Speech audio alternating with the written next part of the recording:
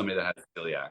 So that's where it's like, okay, let me break it down for you like this, right? Like, imagine somebody walks up to you with a cupcake and they're like, I made this batch of cupcakes, but right as I was about to go into the oven, I slipped and some of this ant poison fell into the cake mix.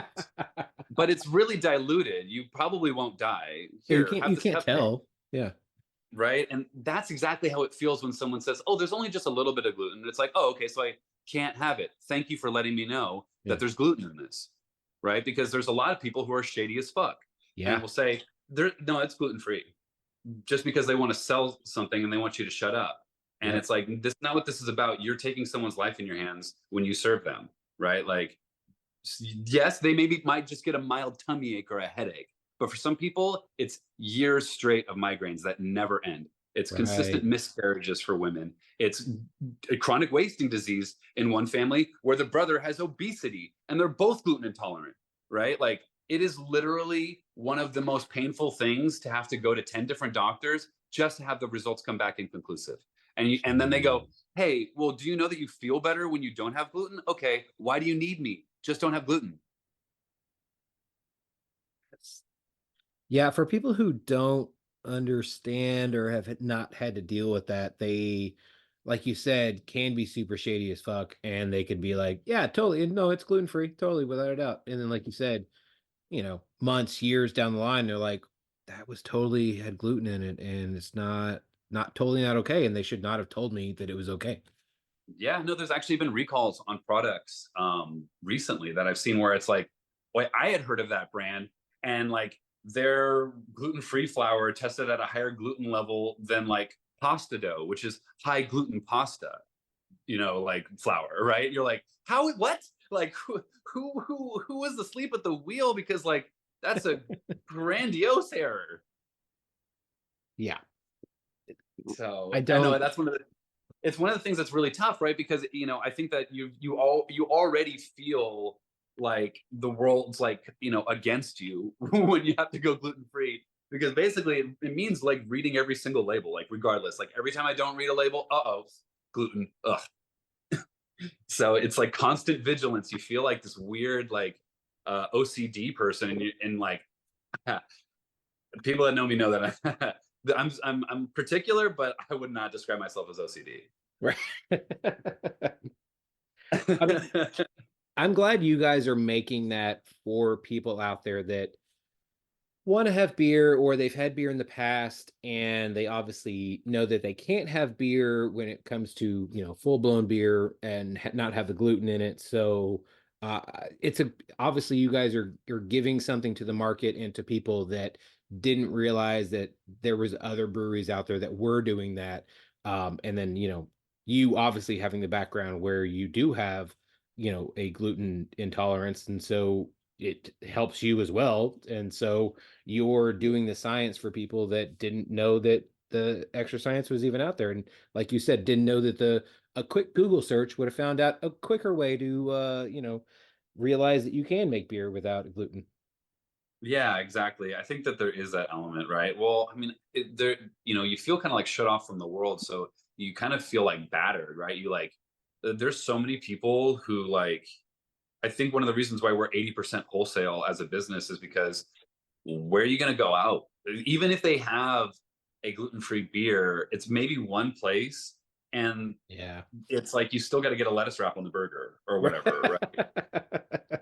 And so I think that's the thing that's really tough is that like, yeah, I mean, you pretty much do a lot of nights at home or have company over, right? Or you bring your little roll of bread over when they're having burgers to the family get together kind of thing.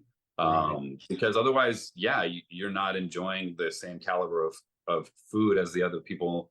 And it's the thing is what a lot of people don't realize is how big of a part of culture food and beer are until they're taken away from you, Yeah. right?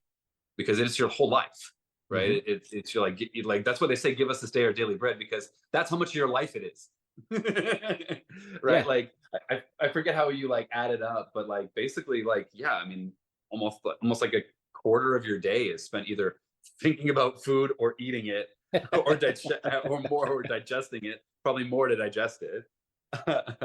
No, you're right. So yeah, I was very blessed because I had just taken a chemistry and biology class specific to cooking, and then like I was like, oh, that's what gluten is. But because my mom had just been talking about it, right? I hadn't really taken the time to really like look into it and research it. And then you're like, oh, gluten networks in bread. Ding, ding, ding, ding. Everything makes sense now.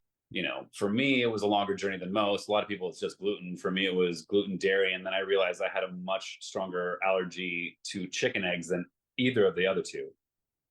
Like I can't even get the flu shot. Whoa. Yeah, because it's cultured on egg.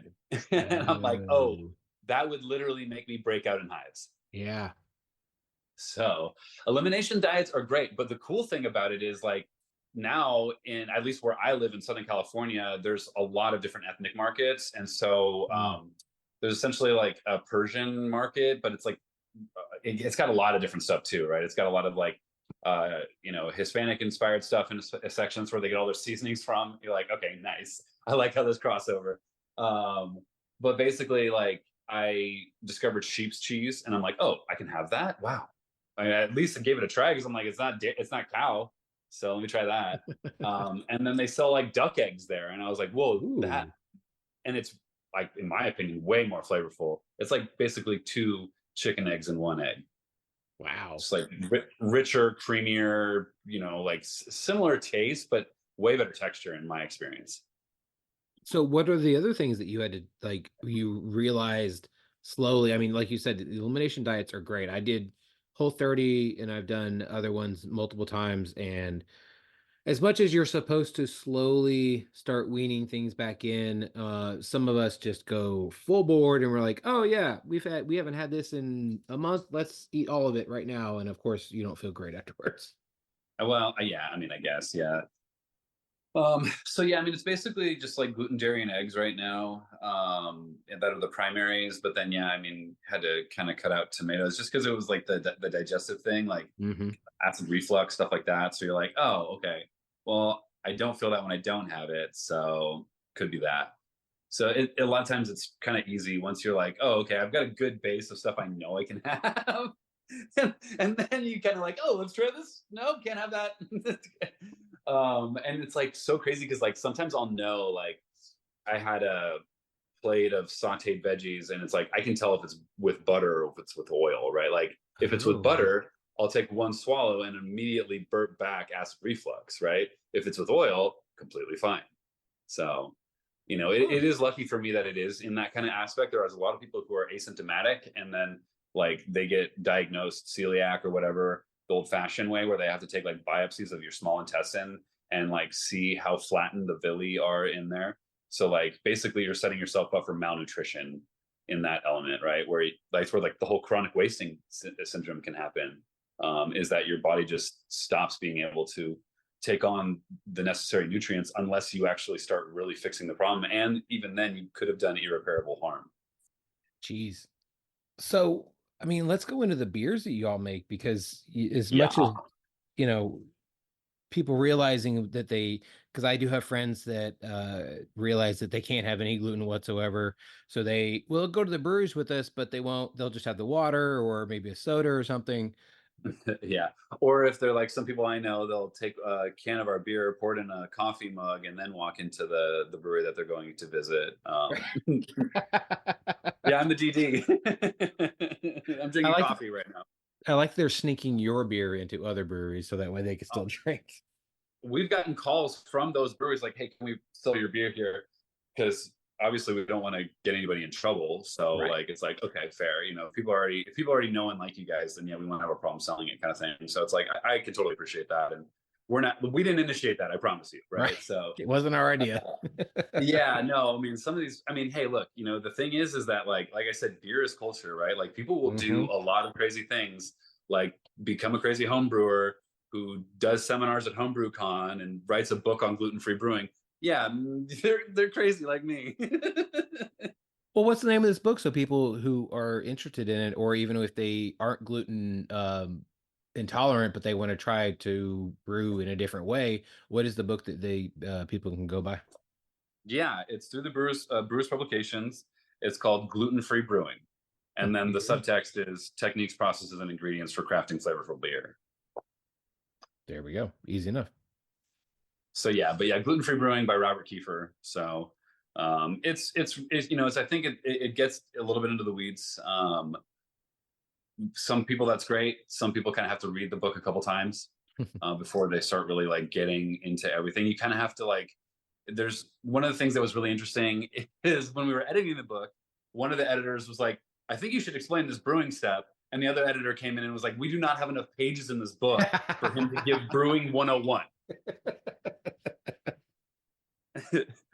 So I felt very blessed for that because I was like, oh my God, you're gonna make me basically be the John Palmer of this. Like, I want Mhm. to be the Robert Kiefer of this. Like, Right. you know, I don't want to steal anybody's thunder or try to tell somebody how to brew, right? Like, there's certain elements where it's like, okay, we need to activate these specific enzymes or we need to use these exogenous enzymes, right? Like, so there's a lot of that, like, you know, A, then B, right? Because if we don't get B, we don't get beer, Mhm. right? So that's I think one of the things that we kind of really break down and go into a you know very you know large detail. And there is a getting started section, but it's really more of like picking the right like either stovetop or all in Mhm. one or small all in one, large all in one, three vessel, right? There's a bunch of different ways that you can attack home brewing, if you will, or just brewing in general. And there are some that may be more advantageous, specifically, say, if you are not using um, uh, you know, exogenous enzymes, right? So like you might want a multi-vessel system if you are using endogenous enzymes, so the enzymes that are in the grain, because you will have to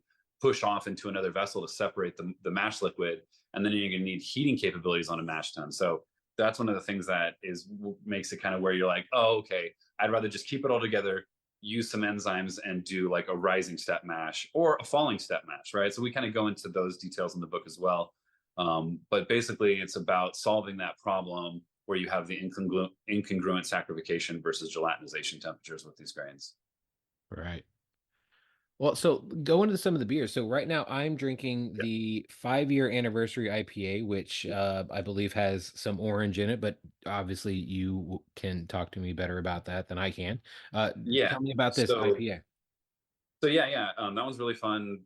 We did basically a holiday beer box at the end of 2023. So like a couple of things that you tried in there, like Omole Night and some of those were in the holiday beer box. And you know, it's funny because I think one or two of the beers that you have in front of you are no longer on draft because we just sold out of them, right? Oh, Um, lucky but me. the 5-year anniversary IPA was basically um, you know, kind of an homage to previous beers that we've brewed, but also kind of looking forward and utilizing some new hops and kind of. I've been kind of playing around with this recipe for a double IPA that we plan to release.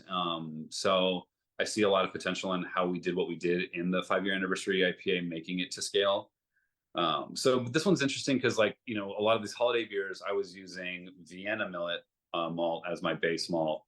A, because I had a lot of it on hand, but B, because I think it really emphasizes that, like, oftentimes breadiness. Now, in a double IPA, you're not really going to get as much of the breadiness. You're really getting a lot of that Citra and Galaxy that is the primaries in this beer hop wise.